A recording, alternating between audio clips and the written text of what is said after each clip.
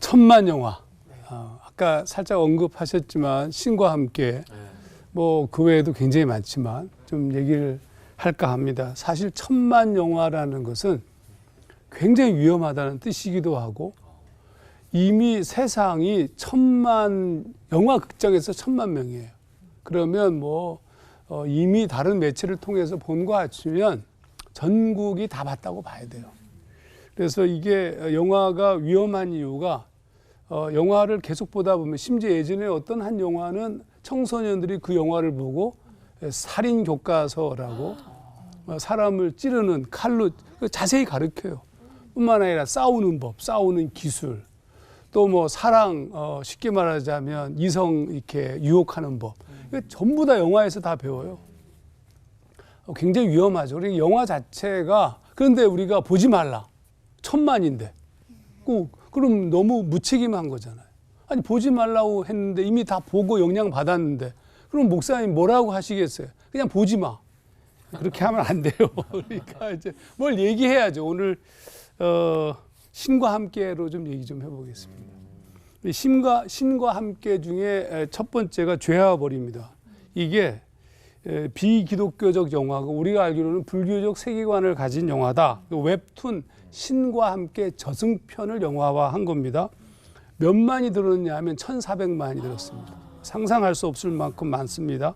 영화의 내용은 아주 간단한데 소방관 김자홍이 이제 어머니를 죽이려고 해요. 처음에는 어머니를 죽이려고 했던 것에 대한 죄책감으로 15년 동안 소방관하고 무슨 뭐 이렇게 불고기집에서 뭐 나르고 모든 시간이 날 때마다 열심히 일해서 15년 동안 돈을 어머니와 동생에게 늘 보냅니다. 자기를 위해서 쓰지도 않아요. 그러던 어느 날 이제 소방관 일을 하다가 갑자기 사고로 죽게 됩니다. 근데 이제 죽음과 관련된 영화죠.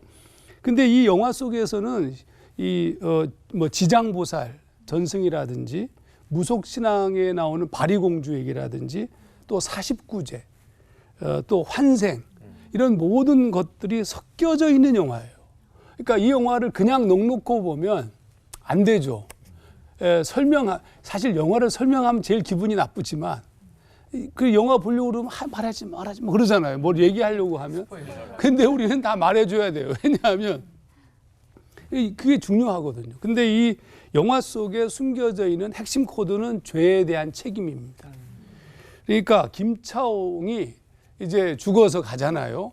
근데 들어오는데 난리 났어. 그 세상이 저 세상이 그냥 기가 막힌 귀인이 온다고. 근데 의인이 온다고. 근데 이 의인이 422년 만에 등장하는 의인이에요.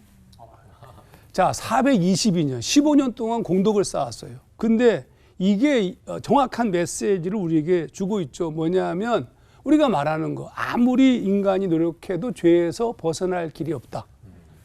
그거는 뭐 성경적 메시지 아닌가요? 로마서 3장 10절, 의인은 없나니 하나도 없고.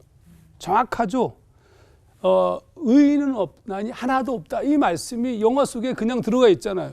아니 그렇게 애썼는데 422년 만에 등장이야.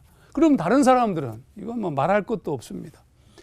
또 중요한 것은 그 영화 속에서 우리가 같이 동의할 수 있는 것이 심판에 대한 얘기죠. 죽은 다음에 요한계시록 말씀을 따라서 보좌 앞에 섰는데 책들이 펴 있는데 생명책이라 죽은 자들이 자기 행위를 따라 책들에 기록된 대로 심판을 받으니 이것도 같은 얘기예요. 근데 이제 문제는 뭐냐면 이 영화가 담고 있는 현실은 어떤 거냐면 고통스러운 현실이에요. 15년 내내 고통스럽게 살았어요. 쉬지도 않고. 그래서 불교 용어로 얘기하면 고해, 쓸고자의 바다에 쓴 바다를 사는 삶이 우리의 삶이야. 존재의 비애야. 그러니까 최고의 인간이 그들이 할 수 있는 최고의 삶이 뭐냐면 인간이 할 수 있는 최고의 삶이 자기 죄에 대한 책임을 가지고 살아가는 겁니다. 그러니까 이 영화가 우리가 보면서 매우 알 수 있는 한 가지 사실은 정직한 구도적 종교에 있어서 구원은 불가능한 거예요.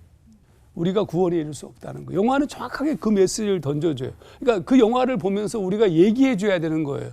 야, 아무리 노력해도 구원에 이를 수 없다. 죄에서 벗어날 길은 없다. 그때 그리스도 사건이 중요하죠. 바울이 로마서 3장 23절 4절 중요한 말씀 하셨잖아요. 모든 사람이 죄를 범하였으며 하나님의 영광이 이르지 못하더니 그리스도 예수 안에서 속량으로 말미암아 하나님의 은혜로 값없이 의롭다 하심을 얻은 자 되었느니라. 그러니까 우리가 본래적인 의인이 아니라 그분이 대신 죄를 지심으로 우리가 의롭다 함을 얻은 거예요. 이걸 뭐라고 부르냐면 칭의적 구원이에요. 그러니까 우리가 무슨 뭐 행위적으로 하면 420년 지나도 15년 동안 공덕을 쌓아도 구원에 이를 수가 없는 게 인간의 현실이라는 거죠. 근데 이게 그 영화가 얘기하고 있는데 우리도 거기서 벗어날 수가 없어요. 그게 전제잖아요. 우리가 구원받은 것은 기가 막히게 칭의적 구원이에요. 자, 그러면 제가 이 영화로 설교하면서 무슨 말을 했느냐 하면 칭의에 대한 책임이라는 말씀을 꺼냈습니다. 우리가 아무리 노력해도 구원에 이를 수 없는 죄의 업보를 짊어지고 살아가야 되는 그런 인간인데 그리스도 예수께서 우리를 위해서 죽으심으로 우리의 모든 죄를 사셨다면 그리고 우리가 그런 칭의로 인한 믿음으로 칭의에 이른 존재로 구원이 이르렀다면 그럼 이제 하나님의 은혜를 받은 자로서 자유롭게 이제는 그 뜻을 쫓아 살아가는 것이 옳지 않느냐. 사실 그 영화는 우리에게 굉장히 큰 복음이잖아요. 왜? 우리의 죄가 얼마나 엄중하다는 것을 보여줬는데 그리스도 구원의 사건을 입은 우리가 자유롭게. 그게 저는 굉장히 행복해요. 왜냐하면 이제 제가 깨닫고 난 후부터 주님을 위해서 전심을 다해요. 와, 살 수 있다는 게 너무 행복한 거죠. 이야, 얼마나 좋아요. 그렇죠? 주를 위해 살 수 있다는 게 얼마나 좋은데 아니 왜 아멘을 안 해요? 했어요. 사람이네. 사람. 우리 마지막 날까지 전심을 다해요. 이 아름다운 축복을 누리며 사는 우리 모두가 되기를 축원합니다. 기도하겠습니다. 하나님, 아무리 노력해도 구원에 이를 수 없다는 메시지를 그 영화가 얘기하고 있는데 하나님, 우리는 그리스도 예수의 은혜로 값없이 의롭다함을 얻은 존재입니다. 잊지 않게 하옵시고 칭의의 책임으로 이 땅 위에서 온전한 삶을 살도록 인도하여 주시옵소서. 아멘. 예수님 이름으로 기도하옵나이다. 아멘. 아멘.